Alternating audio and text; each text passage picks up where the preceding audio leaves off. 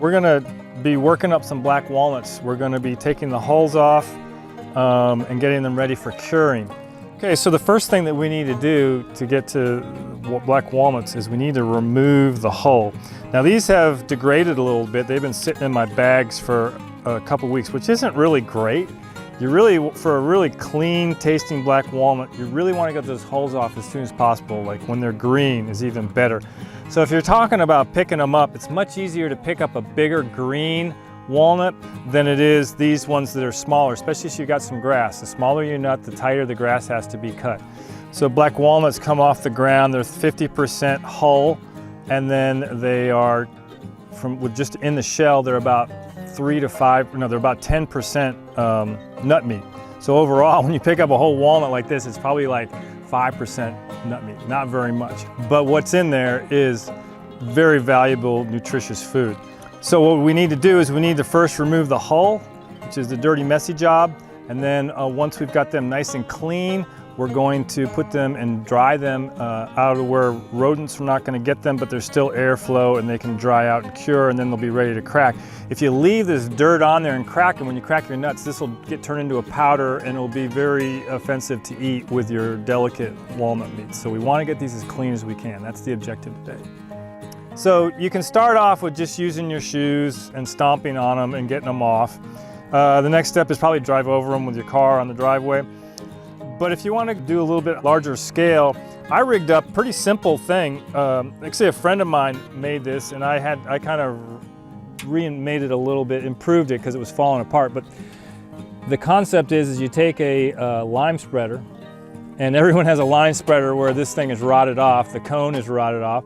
So, but you still have the working gears. You have your right angle, the key point is the right angle gearbox on the bottom that transfers the power from the PTO and makes this thing spin. And it's basically a spinning cheese grater. See, that thing spins independent, this. So that's spinning around 540 RPMs. And walnuts are hard and they put a lot of wear and tear on machinery. So everything you make with black walnuts has to be tough.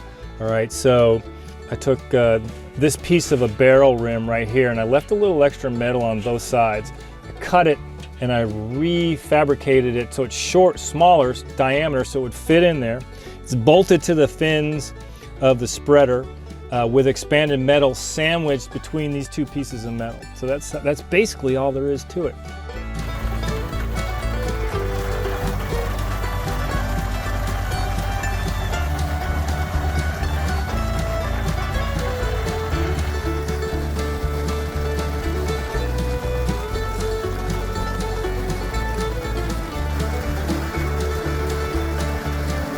I've got a little door here, so when it's spinning, I'm going to pop that open and the nuts are hopefully going to come flying out. I've got a little piece of angle iron right there that kind of disturbs the nuts and it also pops them out the door a little bit. Wouldn't hurt to, I think, wouldn't hurt to have a couple more of those in there. Really, the more you agitate the nuts, the quicker the hulls come off. And water is a pretty important component, especially if your hulls are dry. You're going to want a little bit of water in there, and then that really gets them clean. All right, so this is sort of the major bit of a braiding, and then we're going to go to the next step, which is the cement mixer. After the walnuts is spun around in the dehuller, I'm going to open the door here, and of course I'll have had this in place, and they're going to come flying out here, and I'm going to close that because there are always a few that stay in there, and then I'm simply going to load them in cement mixer like that. Now the cement mixer is going to do a finer job of taking the hulls off. So they're still muddy, there's still some hull on there, but just the action of the walnuts toppling over and over and over again are going to really make those things, the nuts clean, except for the little cracks. You can't get the little cracks. You might need a pressure washer if you really need to get them that clean. Well, we got the nuts in the cement mixer. They're going to spin around for about 10 minutes. I mean, that's, you know, could be any amount of time depending on how clean you really want them, but what's going to be happening in here is it's like a rock tumbler. And they're going to be tumbling and they're going to be really cleaning each other really, really well. Water is a really important component of that, and because that just loosens the hull up and just makes it softer for all that. And, you know, They're gonna take it, and I'm doing this on a hillside, which is nice because the more you get on a hill, the more you can get materials to move without having to, like we did, we hand carry them from the crate back into the cement mixer. This time I can just send them in here. They're gonna splash down the water. The excess water is gonna go through this 1/2-inch hardware cloth, and the nuts are gonna roll into the washing station.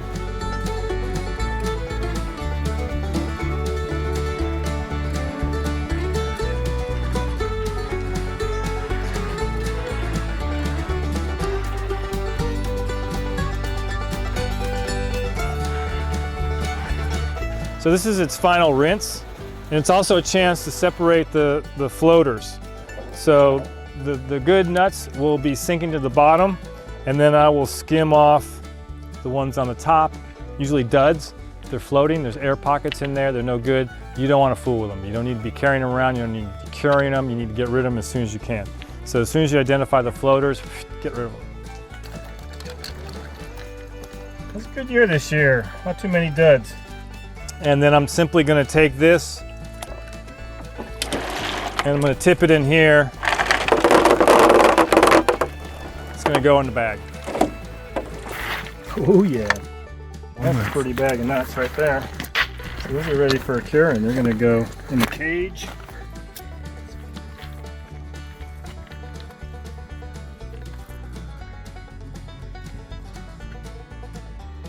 So we've got the nuts dehulled. They're wet and the meats are green inside. They need to cure for them to crack out easy. They'll shrink inside the shell and they'll taste better also as well. So we need to get air on them, but we need to protect them from the rodents because rodents, obviously we know, squirrels and everything just love these things. This is the first iteration of a nut curing cage. It's a tote with the plastic thing gone, and I just lined it with some 1/4-inch mesh.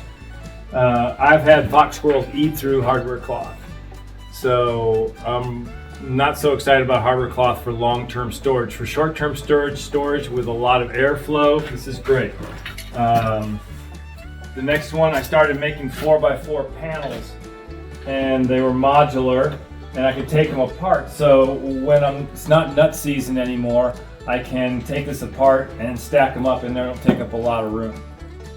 So the latest iteration I have of a nut curing place is these 4x8 panels, real simple, real light, 3/4-inch poplar, 1/2-inch screen. Now remember, it's not going to be long-term storage because if I leave this after the nuts are out of the woods, the squirrels are going to be looking for more nuts. So come February, March, the nuts get more aggressive. So they'll be safe for a while to cure. Then I eventually want to get them into maybe something more solid like some plywood boxes with air holes in them. But what's great about this is it comes apart, 4x8 sheets. If I need to send some to Abingdon because they have a big nut ear and I need to share them, they've got the same sized ones. And then I'll send these over there. It breaks down, no problem. If I'm not using it, it breaks down, I can sit in the side of the barn. So this modular unit is really great, and it can get big real quick with just a few more panels. Store an enormous amount of nuts in here. You got a lot of airflow, of course, like any kind of curing. If you can get airflow, we're up in a barn here with a lot of, you don't want to have it in a damp barn, you want to have it in a barn where there's some good airflow.